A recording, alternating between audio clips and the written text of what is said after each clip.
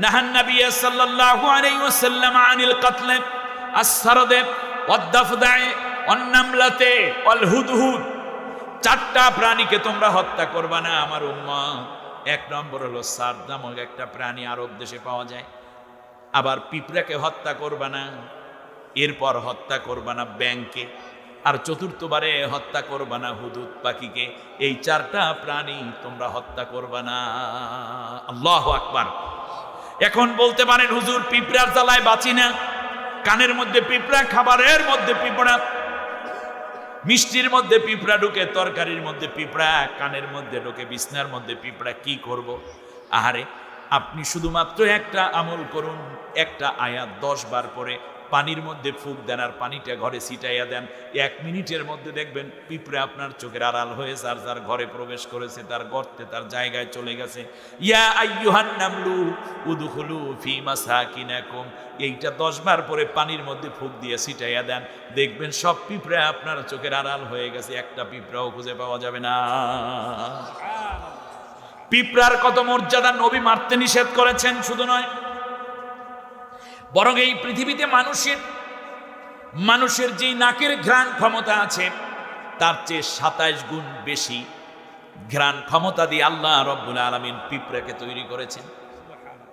এই যে যাওয়ার সময় অনেক দোকান এসেছে দেখলাম এই মাহফিলে, গরম জিলাপি ভাজছে, কেউ বা অন্যান্য মিষ্টি, বিভিন্ন মিষ্টান্ন নিয়ে বসেছে, বাচ্চারা কিনছে। আপনারা মনে করেন আপনার বাসায় খুব জিলাপি পছন্দ বা আমৃতি পছন্দ করে, যাওয়ার সময় নিয়ে গেছেন 1 কেজি, যাওয়ার পরে রাত তো একটু বেশি হয়ে গেল, আস্তে করে আপনি মোচাটা রেখে দিলেন ফ্রিজের উপরে কিংবা সুকেজ অথবা খাবারের টেবিলের উপরে। ঘরে কেউ আলাপ পায় নাই, ঘ্রাণ পায় নাই, কিন্তু আপনি জানেন যে একদল আছে আপনার ঘরেই বাস করে, তারা ইতিমধ্যে ঘেরান পাইয়া তারপর তারা লাইন দিয়ে জলে দলে যোগদান করে মিষ্টি খাওয়ায় ঐক্যবদ্ধ হয়ে গেছে, ঠিক কিনা বলেন? তাদের নাম কি? আপনার বাচ্চার নাকে ঘ্রাণ যায়নি এখনো, কিন্তু পিঁপড়ার নাকে চলে গেছে। শুধু তাই না, আপনি আশ্চর্যান্বিত হবেন, এই পিঁপড়ার ভেতরে এই দুনিয়ায় মানুষ আবহাওয়ার খবর দেয় ব্যারোমিটার দ্বারা।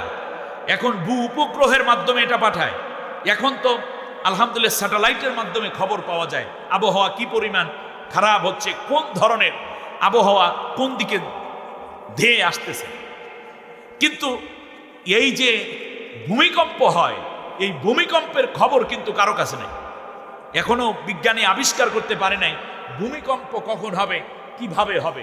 শেষ পর্যন্ত তারা এই অ্যালার্টটা দিতে পারছে না। ভূমিকম্প হওয়ার পরে বলতে পারে যে অমুক জায়গা থেকে উৎপন্ন হয়েছে, এরপরে এই ক্ষতি হয়েছে, এত রিক্টার স্কেলে ভূমিকম্প ছিল। কিন্তু মজার ব্যাপার, 72 ঘন্টা আগে পৃথিবীর কেউ যখন খবর পায় না, মানুষেরা তাদের গবেষণায় যখন ধরা পড়ে না, ঠিক সেই মুহূর্তে একটা পিঁপড়া কতটুকু, তার মাথাটা কতটুকু, তার ভিতর ঘিলু কতটুকু, তার ভিতর কতটুকু পাওয়ারের স্যাটেলাইট আছে, অথচ আল্লাহ তাআলা এটাকে এত শক্তিশালী করে দিয়েছেন যে 72 ঘন্টা আগে পিঁপড়া জানে কখন ভূমিকম্প হবে। আপনি চিন্তা করতে পারেন, 72 মানে 3 দিন আগে।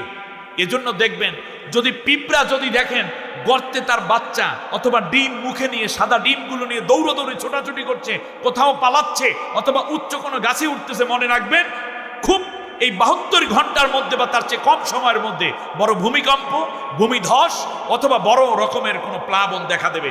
তার কারণ 72 ঘন্টা আগে ওর ভিতরে আল্লাহ তাআলা এমন একটা সেন্সর বসায় দিয়েছেন, 72 ঘন্টা আগে তার কানে এসে তার ব্রেইনে সিগন্যাল দিতে থাকে, তাড়াতাড়ি সেফ প্লেসে চলে যাও, শেল্টারে চলে যাও, তার কারণ বড় রকমের বিপর্যয় আসতেছে।